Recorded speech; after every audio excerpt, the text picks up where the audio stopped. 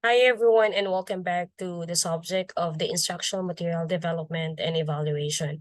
So for this topic, we're going to be dealing with already with another learning theory, which is about the humanistic theory or what we call personality theory also. So since we're done already with the behaviorist and cognitive theory, that when we talk about behaviorist theory, this talks about that behavior shapes the learning of our learners. On the other hand, when we talk about cognitive theory, definitely it's about, the structure of the mind helps the learners to learn something. So this time around, we'll now be moving with the humanistic theory. So if we're going to be looking at the core of the humanistic theory, this talks about the needs of our learners, the needs of an individual. Looking at his worth, looking at his needs would definitely let us understand the person and let us understand our learners. So let's now proceed. So we're just going to be adapting the discussion of Sir Manu Melvin Joy, a research scholar from the School of Management Studies of India. So let's proceed.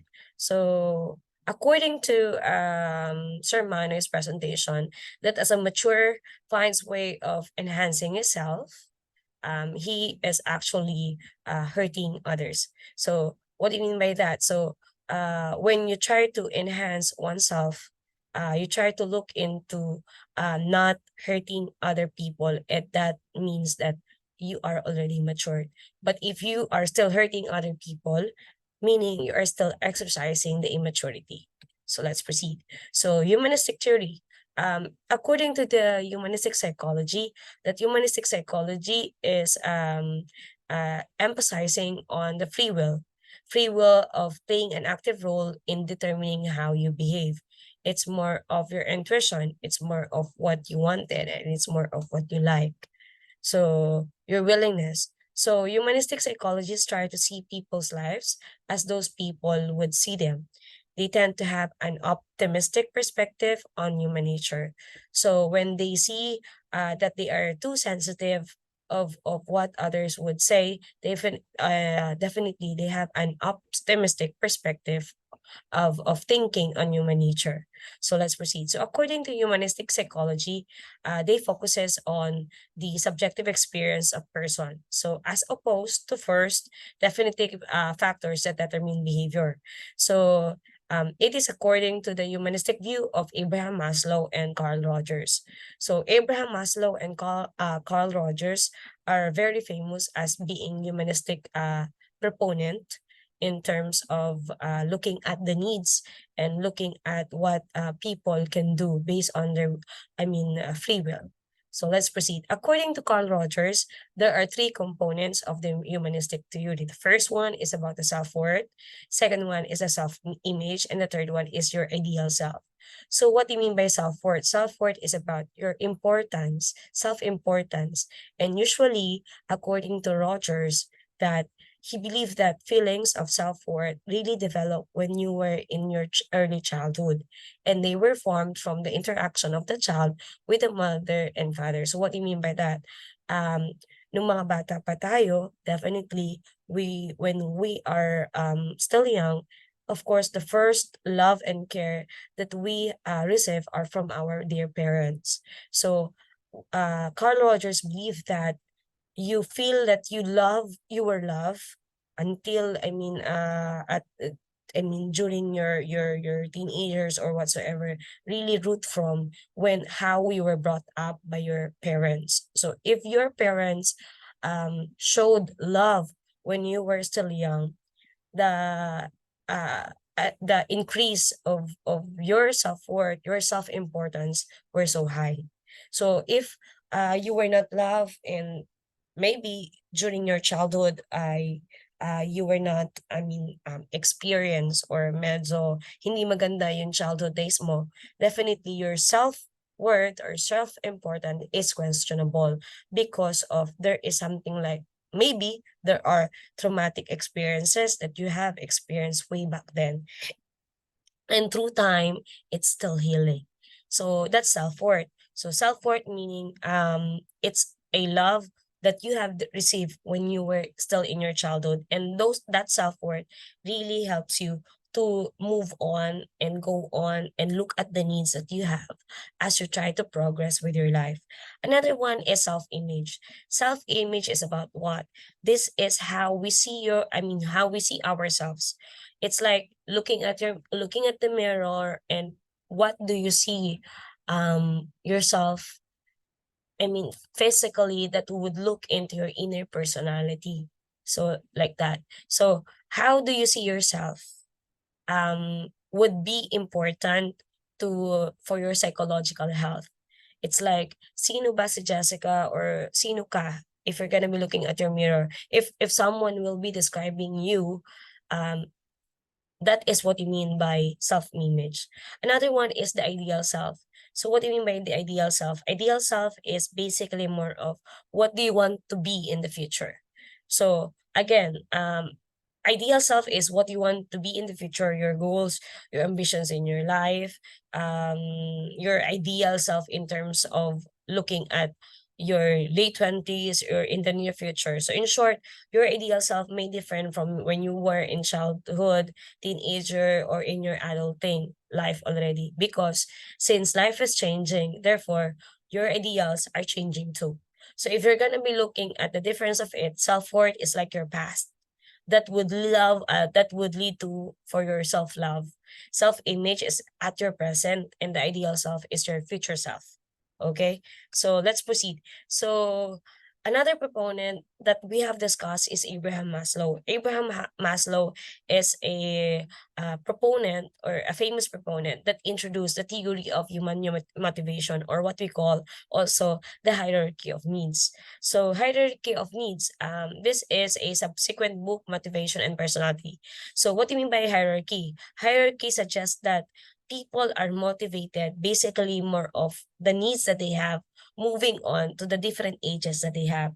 So different ages, they have different needs. So therefore, as we go on and move on to our life and ages, definitely we are changing with our basic needs. So let's move on. So the first stage of the hierarchy of needs now is about the physiological.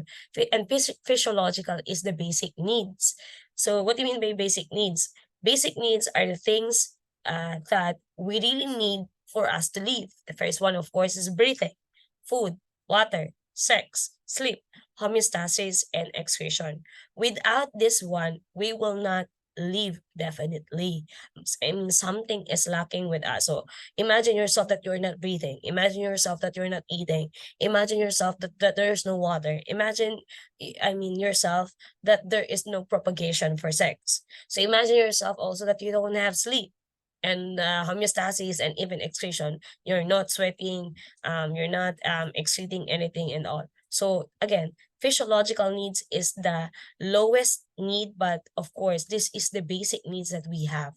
Next one, since we are already with our physiological needs, meaning we are living day-to-day basis and all, the next need now, the second hierarchy of needs that a human need is about the safety. Safety is about one, security of the body, of employment, of resources, of morality, of the family, of health, of property. So if you're gonna be looking at safety, this is more of mentally, financially, your health, your what's this?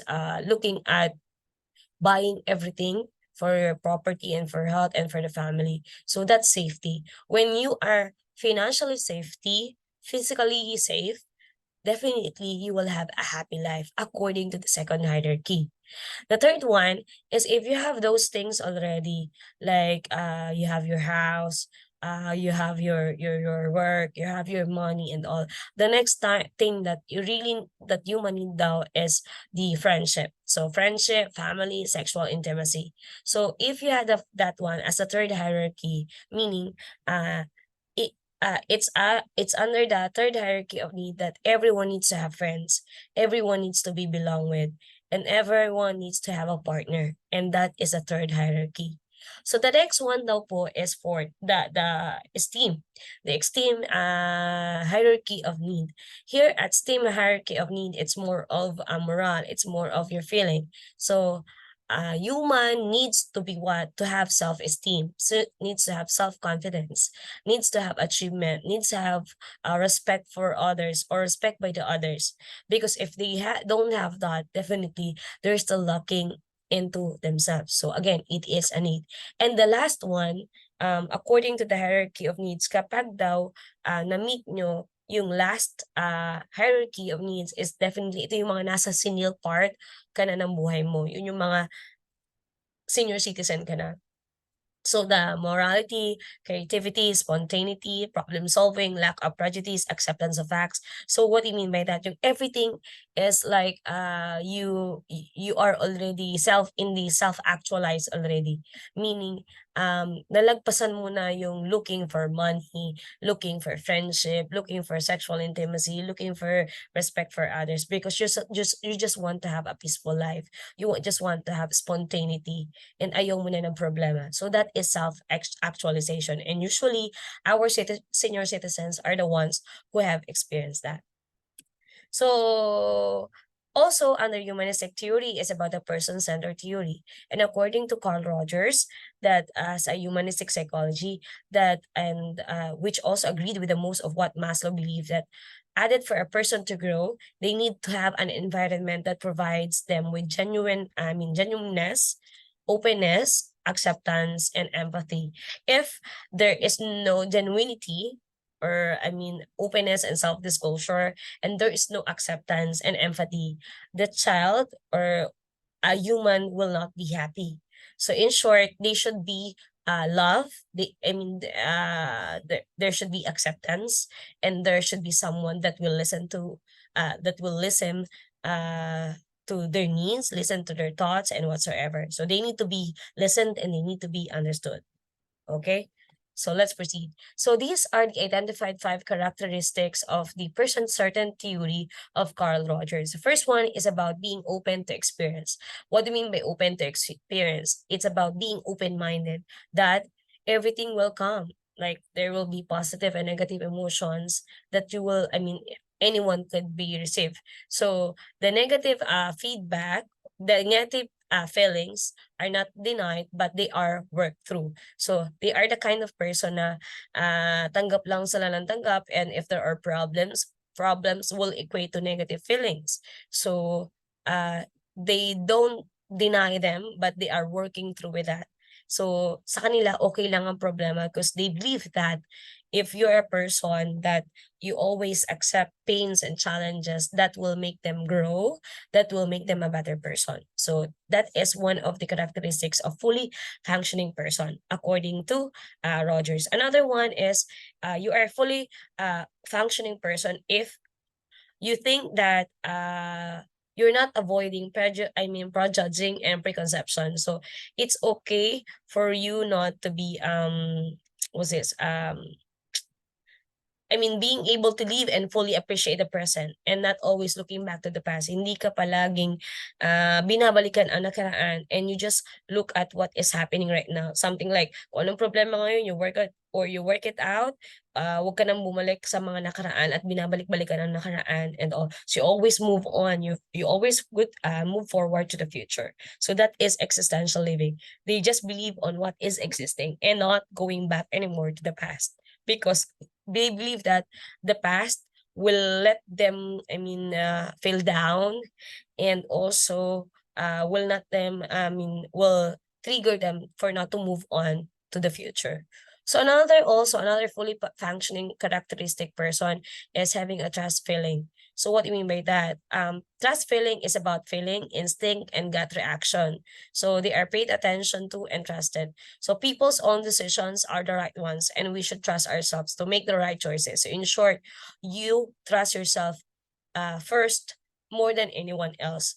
So whatever your guts, whatever your feelings, whatever your instincts, you don't rely with other people, and that is trust feeling.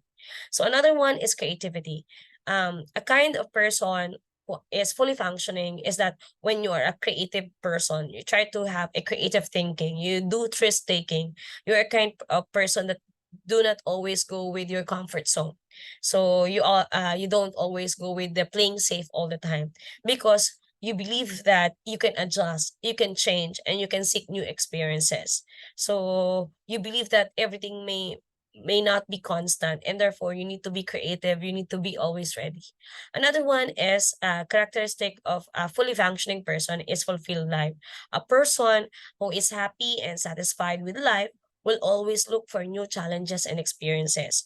So they don't settle with one, but they are contented and satisfied. However, they still want to have new challenges and new experiences, and they believe that change is inevitable. So therefore, it's okay for them to be open with changes, because they think that whatever is happening or whatever changes are happening would lead them to a fulfilled life. Okay?